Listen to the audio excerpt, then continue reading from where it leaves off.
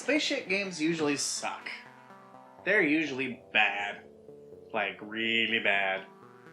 Well, at least there's one that doesn't suck. As long as you don't suck. FTL is a game that's based on simple complexity. So what the hell does that mean? Well, it's a game that's designed to be very simple and very easy to understand and easy to pick up and go and play with, but it also requires a lot of skill and mastery to actually be good at. It's not something that you're just going to figure out in a weekend. You have to actually sit down and learn the nuances. And that gives it a little bit of skill, a little bit of back and forth. As captain of a Federation ship, your goal is to jump from planet to planet in order to reach the Federation HQ to warn them of the impending rebel invasion. And you jump from system to system in order to, make it back in one piece and, warn them. They actually follow you as you go throughout all of your jumps in each system and then system to system. So you gotta plan your route accordingly, and you gotta be smart with your jumps, because if you just kind of keep jumping backwards, you'll eventually run into the fleet, and they will ambush you and they will kill you. But that's not to say that the journey itself won't do its fair share of killing you, because don't worry, it certainly will. Every jump you get a random encounter chance. Now that random encounter can be anything from, like, let's say docking at a space station, and you have the option to actually, dock and send a crew member inside and see what's in it. Now, you might get rewarded with missiles or fuel, or you might get rewarded with space aids, or you might just get rewarded with the space station blowing up and taking your crewmen with it. It's really hard to tell, and that's what makes FTL so good, is that it's just that random generalization roguelike experience that just keeps you on your toes, and because two runs are never the same. There's so many random jumps and encounters and everything along the way that I highly doubt one person will ever see all of them, because there's just so many combinations and so many tweaks and variations. Like, it's crazy. How does the game itself actually play? Like, obviously there's a lot of fun stuff there, but if it's not a good game to play, then why would you waste your time, you're asking? Well, that's why we're here. So, let's cut the footage, so that way you can see for yourself. This is going to be a great review. I can feel it already.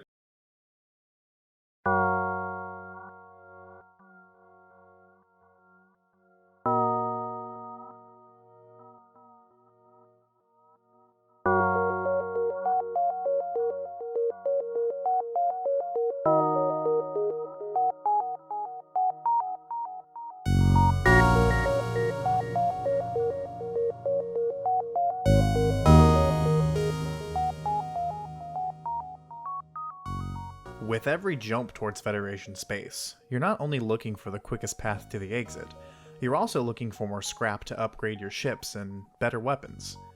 When you jump, you are risking combat, of course, and the combat in this game is a large focus, and it's actually pretty well polished.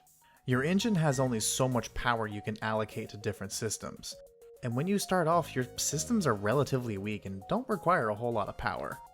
You'll start with one layer of shields, a small dodge chance, a few weapon slots, and barely enough power to keep all these systems up. The two weapons you start off with are a laser with more power requirements but infinite ammo, and a missile with limited ammo that uses less energy. Arm your weapons by allocating energy to them, and then tell the game which system you want to attack on the other ship. Attacking the shields to the point that they turn red, for example, will disable their shields, and you can then continuously do direct damage to their hull. Or you can go after their weapons, and now they can't fire back. Weapons all have different properties. Some penetrate shields but don't do a whole lot of damage, some are EMPs that can temporarily disable systems to give you a window of attack. Some actually launch drones that can attack for you. There's a lot of choices to play with. It wouldn't be much fun if it was only one-sided, so naturally the same thing can happen to you. When you have some systems that have been knocked offline, you have to send some crew members to repair them. This also has its own risk-reward system. If it's your cockpit, you can kind of choose to ignore it until the battle is over if you personally don't care that much about your dodge chance. But if it's your weapons, that's something you'll want to get repaired right away, or you'll need to focus on your own FTL engines so you can jump away in the middle of the fight. It's a really interesting system that also has its own random chance events. You've got boarding parties, fires, hull breaches, bombs that get teleported on board. It gets a little crazy trying to balance combat with crew management, with power management, with how fast your FTL drive is charging. and if you need to escape or not, or even if you have enough missiles to damage their weapons to the point where you can have a brief moment of pause that enables you to send your crew to your own shield generator to try to rebuild it just to buy you some time. It gets intense. A good mechanic here is the ability to pause everything when you need it. It gives you a second's breather to strategize out what your next move will be, queue up some attacks, or plan your disassembly of the enemy ship enough to let you jump away. With 8 sectors worth of planets to jump through with different characteristics, there's so much variation here that you'll probably never get bored. Which is absolutely amazing, but there's just one small problem.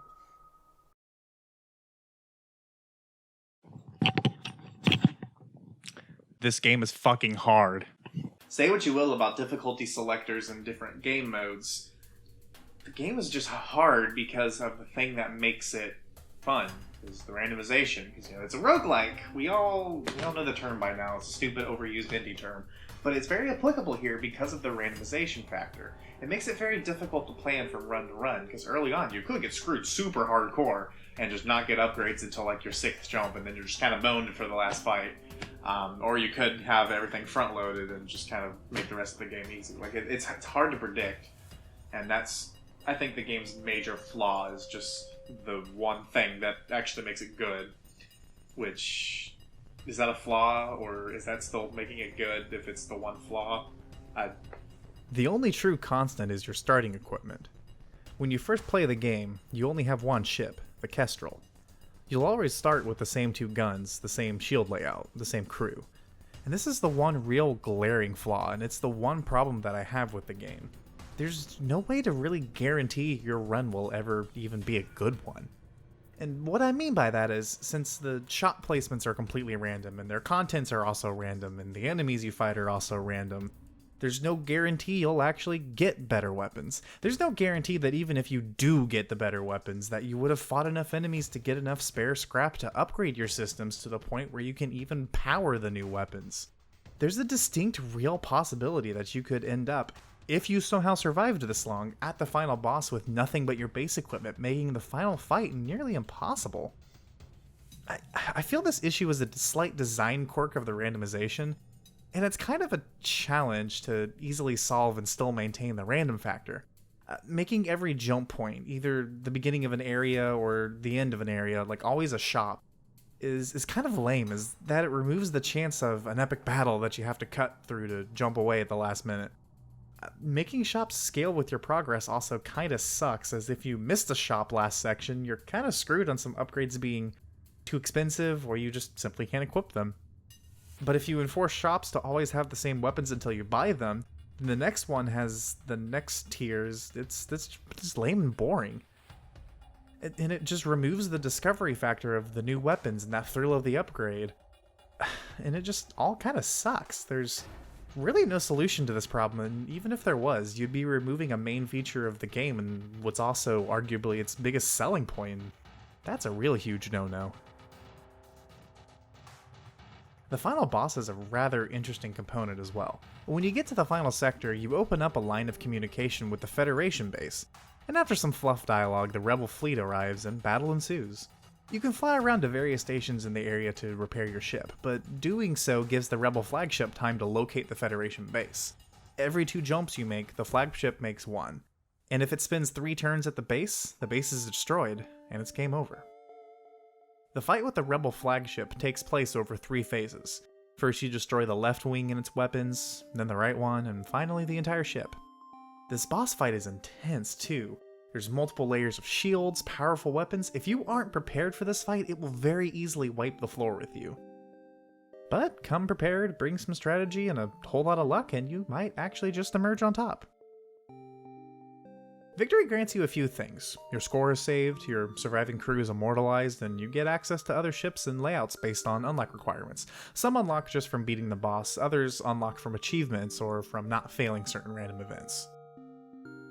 The other ships are where the game really opens up. Not only is it fun trying to unlock all the different ships with the different layouts, but they also come with different crews, different weapons, different systems, all kinds of fun stuff.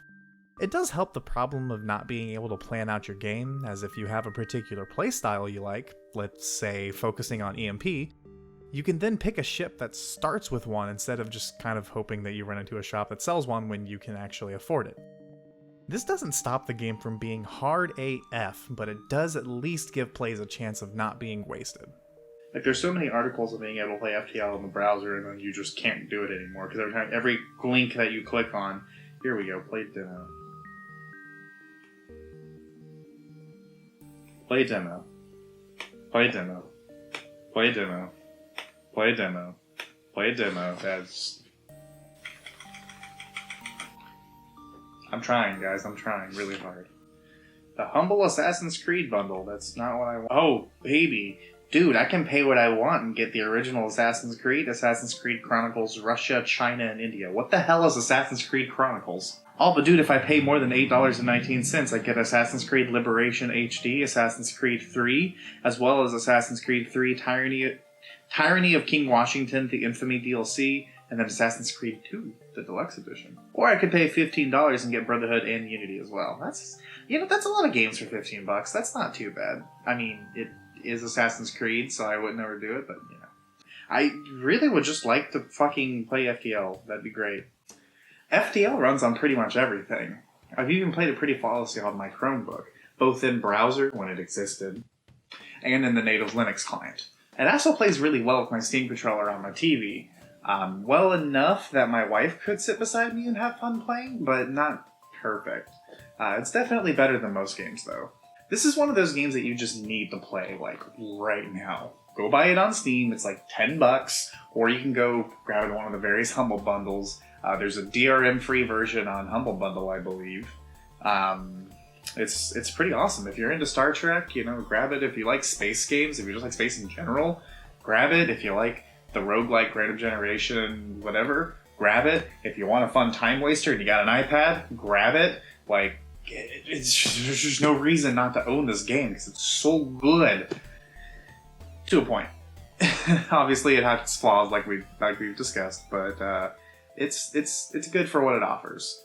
Would I say that every single person needs to play it because it's the best game ever since sliced bread? No. Would I say that everybody needs to at least try it? Definitely. Go for it. Try it, please. It's a great, great game, and it's available pretty much on any platform you'd want, except for Android, which sucks. But that's okay. It's a very nice experience. It's a very well done experience, and it's very rare to see an indie game with this level of polish. And that's something that I feel that more people need to experience, is actually well done, well thought out, well executed indie games. Because there's just not a whole lot of them. There's a lot of indie games, just not a whole lot of really well done ones. Alright guys, well, that was the end of this video. Check out the link in the video description to get a link to Steam or either Humble Bundle or GOG, whichever, you know, for this game. You just go click. Buy the soundtrack too, because it's cool. You can buy shirts on their website, blah, blah, blah. If you like this video, be sure to hit that subscribe button so that way you can see more, and leave a comment telling me what games you want to see me do next. So with all that said, guys, I am James at Games, and I will see you next time.